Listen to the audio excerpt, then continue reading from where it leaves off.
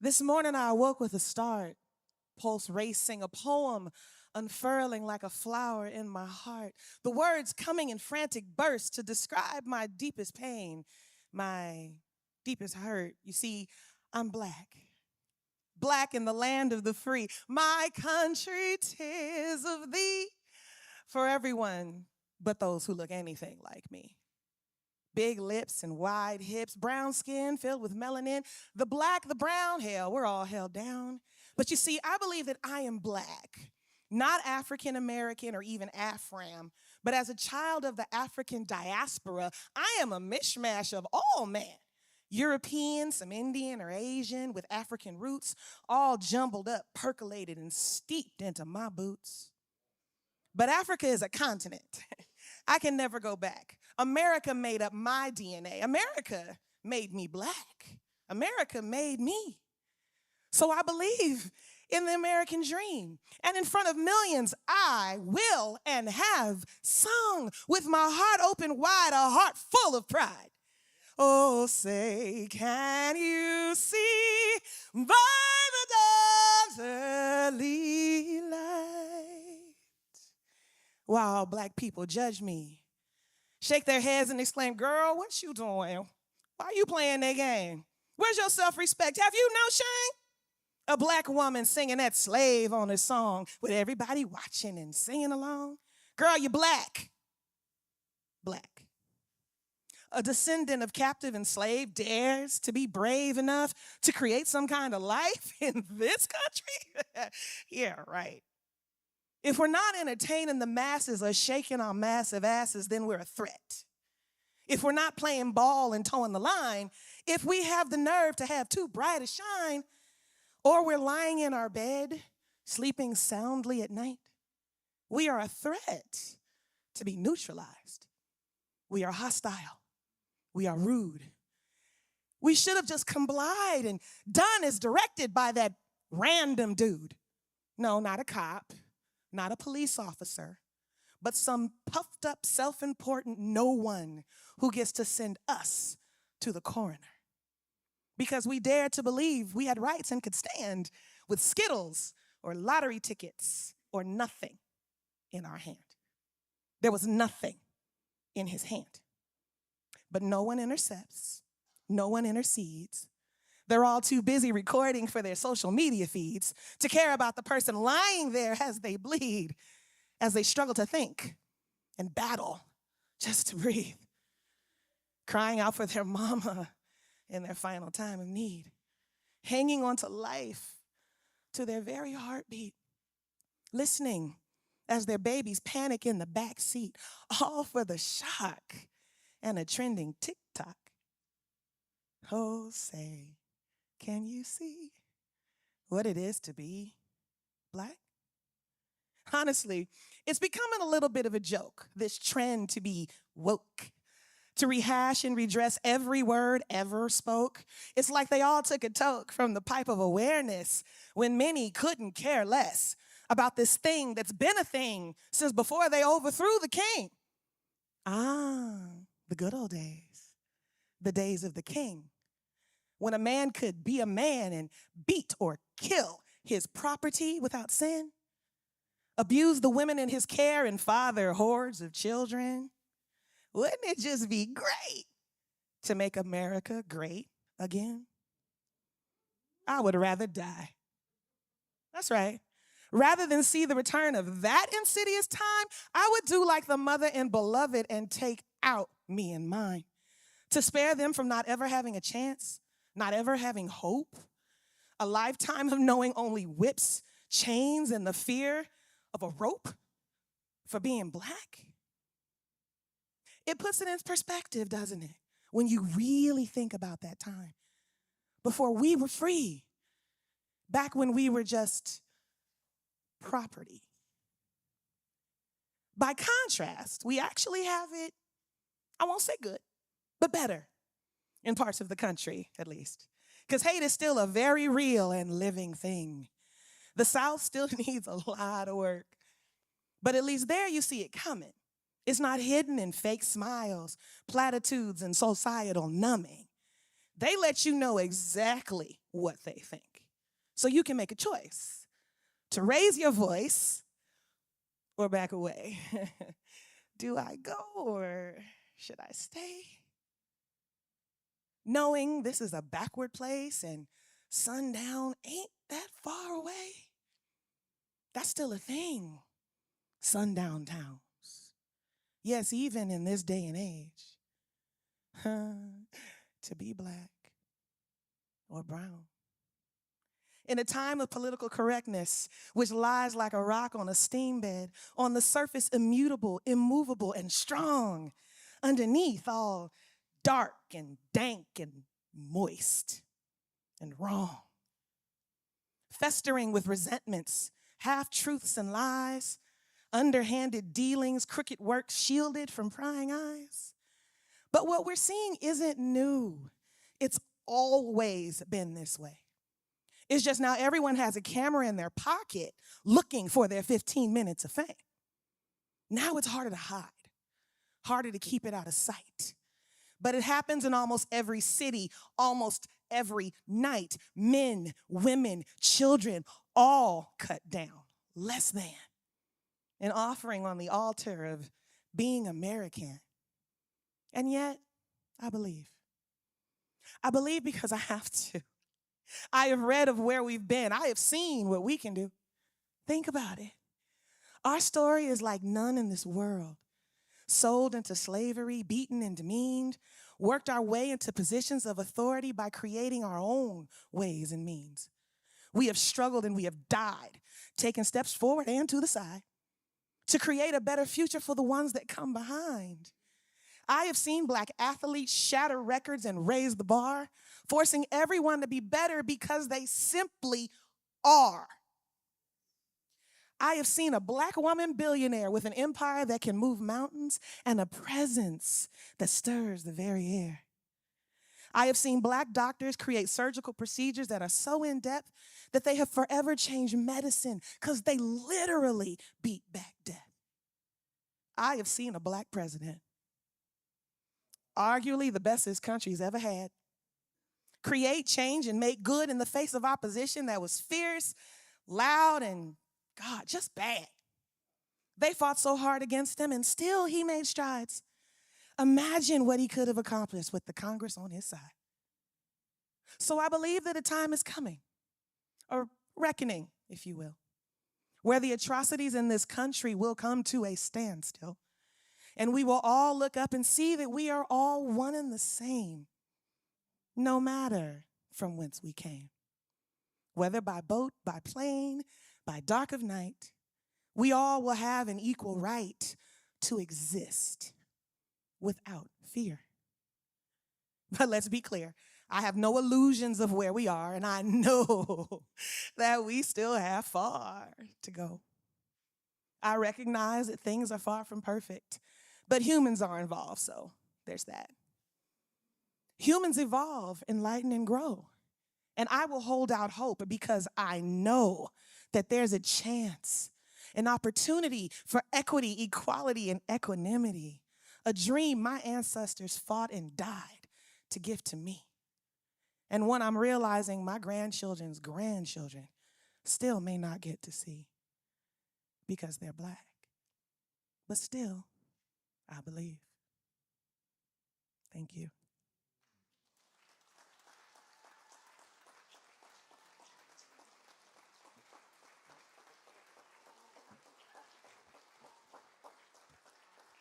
Thank you. So I wrote some stuff, and I want to make sure I get it right, so I actually typed it all out. Finding resilience through unity principle. So I'm gonna be honest with y'all. I want to talk about something deeply personal, and I feel universally relevant. And that's shifting from a place of overwhelm to thriving and building resilience during these trying times, right? Okay, so let me start by being transparent. I am not a person that follows the news. I prefer not to watch it at all, actually. I would rather read it so that I can draw my own conclusions. And the poem that I recited literally woke me up out of my sleep in 2022. So that might give you an indication of why I don't like to watch the news. There's never any good news. Good news doesn't sell. Good news does not improve viewership, right? It seems like the news would rather bombard us with images of horror and stress and pain than show us stories to be celebrated. And lately, the news has all been all about the horrific fires in California and the poor response, the crazy weather we're having all over the country and the poor response. Or the president of these United States and the new season of the hit show, The United States Federal Government. As a Black woman living under this administration again, I know firsthand the weight that comes with uncertainty, injustice, and the constant need to advocate for our voices and our worth. Although I'm not gonna lie, this time I'm a lot more scared. I'm a lot more scared. But as I was reminded just last Sunday by one of our online board members, Kate Hunt, unity teaches us that we are not powerless, that we create with our thoughts.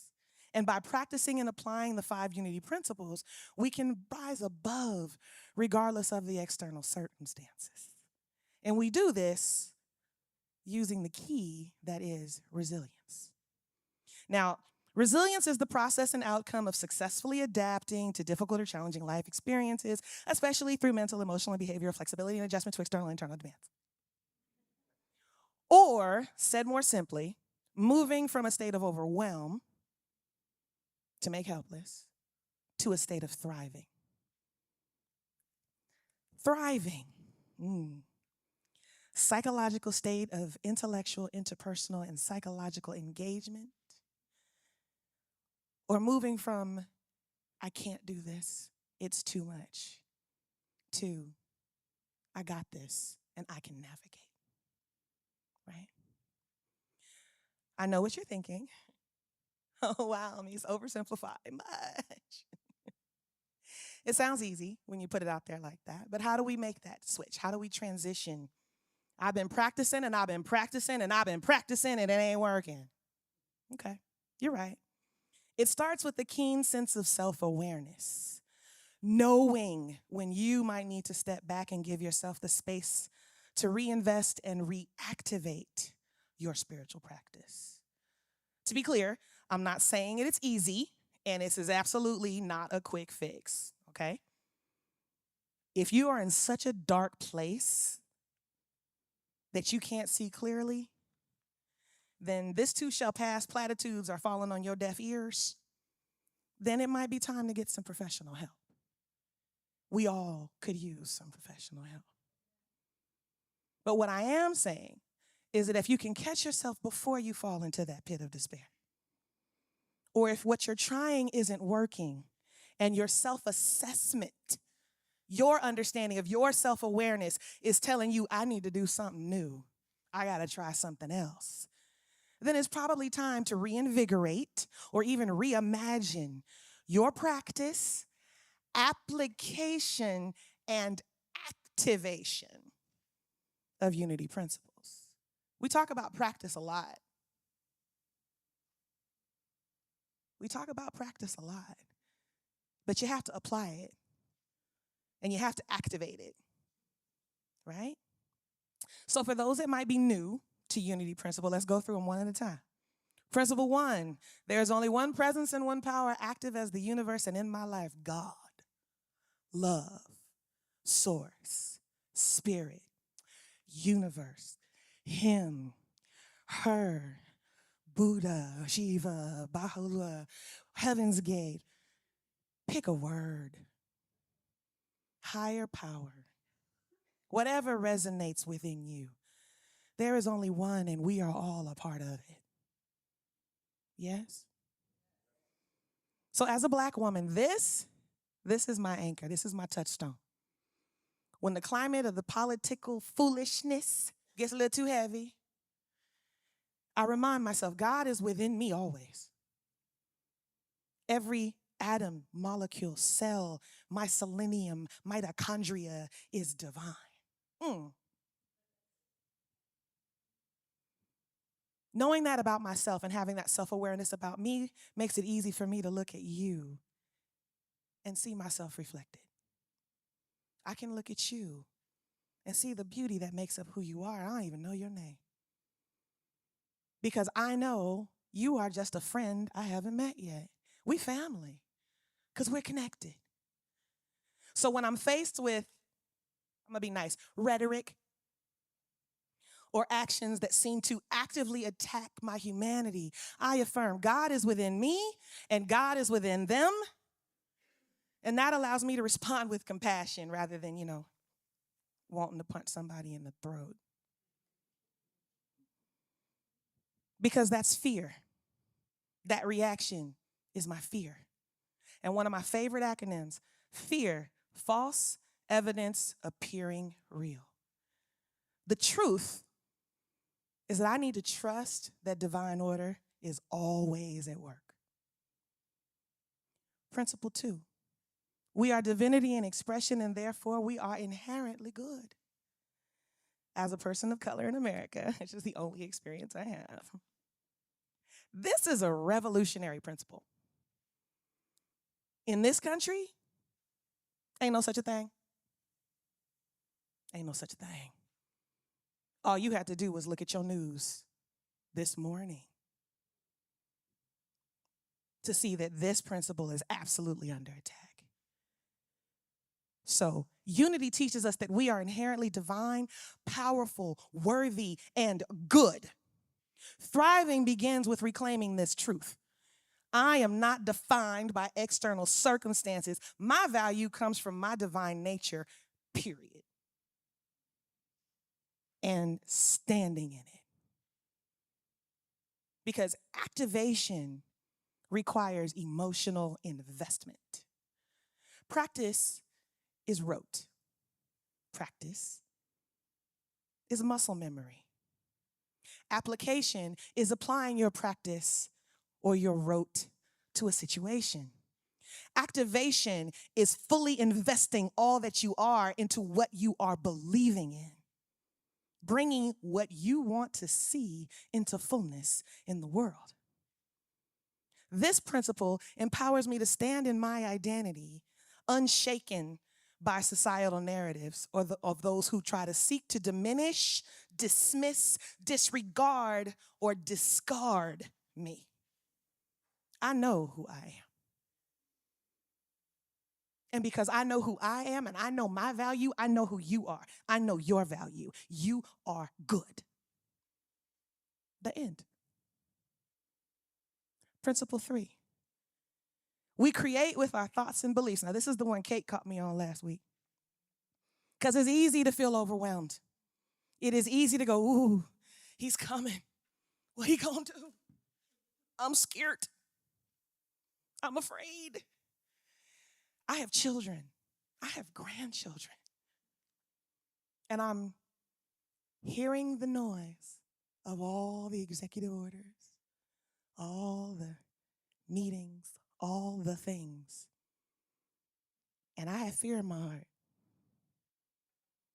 But by dwelling on them, I give them power over me. I bring them into my reality because these are my thoughts. And our thoughts create our reality, yes? So instead of, oh my God, what is it gonna happen? Oh my God, oh my gosh, oh my gosh. Ask yourself, what reality am I creating with my thoughts today?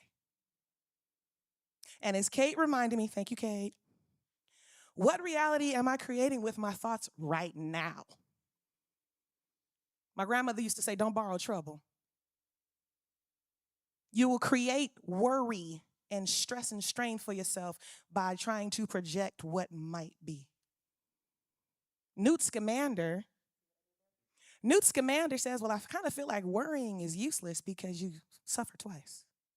Ooh. Any other worriers in the house? I am a gold medal, platinum plated worrier. I kind of feel like if I don't worry about it, I'm not being responsible. Again, I'm a mother. But instead of worrying, Use that energy to affirm, I have the power to create change within myself. And because I change myself, I change the world. I have that power. Everything we have seen over the last 100 years in this country, one person decided to do something.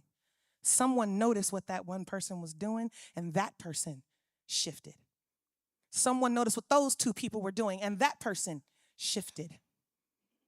And yeah, it started with one, and it ended up with the March on Washington. It ended up with the Women's March.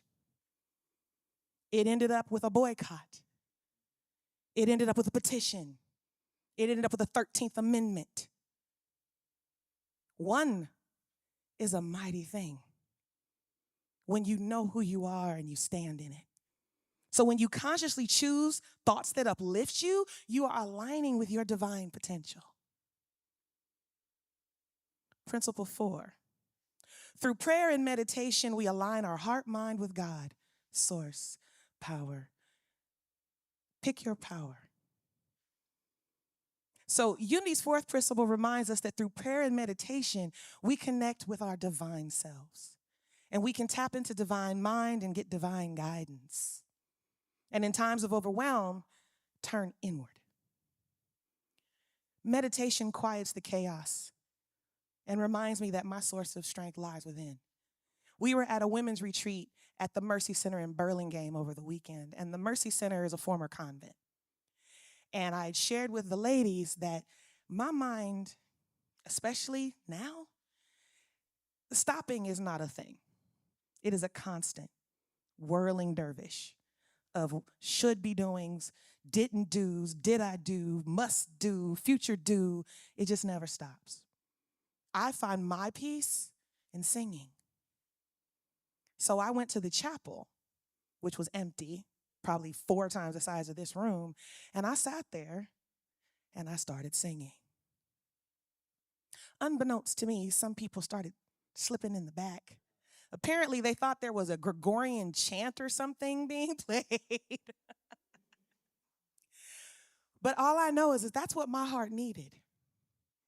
That's what I needed to get my center back so that I could focus on what I needed to focus on, which was the rest of this retreat, right? That's how I charged myself. What do you need to do to realign your heart, mind with source, spirit, universe, God, goddess?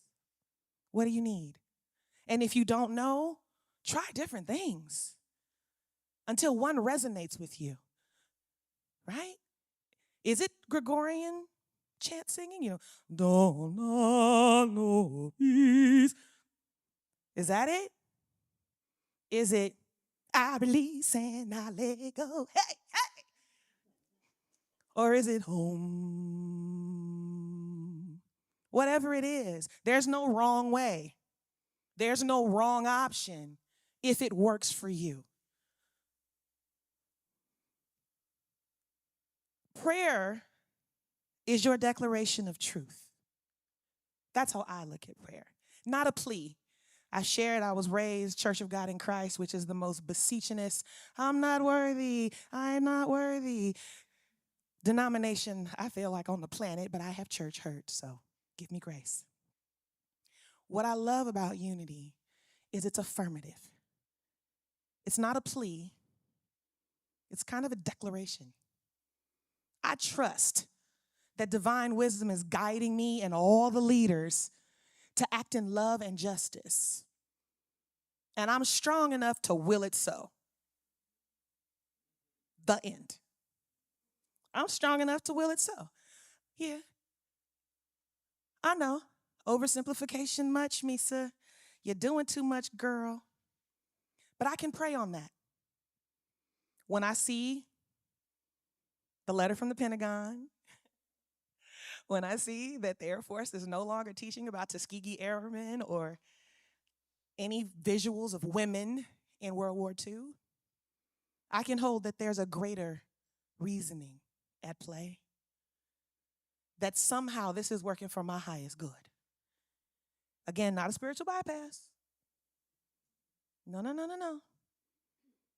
But prayer gives me clarity and it gives me courage because it reminds me I am never, never alone.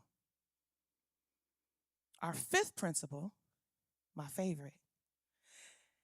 Whew. Through thoughts, words, and actions, we live in the truth we know. This one is a little misleading to me because it kind of comes off as passive, right? Through our thoughts, our words, and our actions, we live in the truth we know. No, no, no, no, no. Put your feet to your faith. If you believe it, then you need to be walking your talk. Put your beliefs into action. Action should be capital and bold, my opinion, on this one. Because it's not enough to say you're going to do it. It's not enough to go, what is it? What is it? Not Bridgeford. What is it? Bridgerton? Sorrows, prayers. Yeah, I felt that. She ain't try to hug him or nothing. This is her son. Sorrows, prayers. You don't believe that, right? If someone says, I'm sending you happy thoughts, don't send me happy thoughts. Give me a hug. Make time to talk to me. Come sit with me and say, I'm looking at your face and something is wrong. I'm here. That's how you put your beliefs in action. Thriving isn't just about personal peace. It's about using your power and your voice to uplift others and create change, to be what you want to see in the world. As a Black woman, living this principle means showing up authentically in my community and being a light for others. That might be volunteering, mentoring, advocating for justice, picketing, or simply offering your smile to someone who doesn't have their own. But as long as you are putting feet to your faith, I like that. As long as you are activating what you believe, then you are living into this principle. And by living the truth I know that I am amplifying love, hope, and transformation in the world. Imagine if we all did that. Oh, what a wonderful world this would be. So to move from overwhelmed to thriving in today's political and social climate, it's not about ignoring the challenges. It's about using your practice to rise above them from a place of spiritual strength. A spiritual strength that we all possess as beings that are fully human and fully divine, right? So remember, through principle 1, where's my slide, Bruno? I know that God is always present in any situation. I know that love, I know that source, whatever word works for you that encompasses the greatness of that there is, that's the word you pop into the sentence, right? With principle 2, I reclaim and affirm my divine identity. Through principle 3, I consciously choose empowering, uplifting, motivational, and inspirational thinking. With principle 4, I align with divine wisdom through prayer, meditation, chanting, walking, singing, sitting, whatever it is that opens that space within me. And with principle 5, I live my faith boldly and take inspired action. Each of us has the power to thrive, no matter the external circumstances, right? When we live these principles, we become the embodiment of divine love, the embodiment of courage, and the embodiment of resilience, shining brightly in a world that desperately needs our light now more than ever.